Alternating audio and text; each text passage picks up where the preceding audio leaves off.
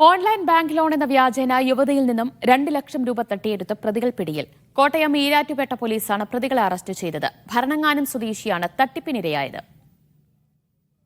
Ernakulam fort Kochi സ്വദേശി നഹാസ്, പള്ളുരുത്തി സ്വദേശി Sadath P T എന്നിവരാണ് ഈരാറ്റുപേട്ട പോലീസിന്റെ പിടിയിലായത്.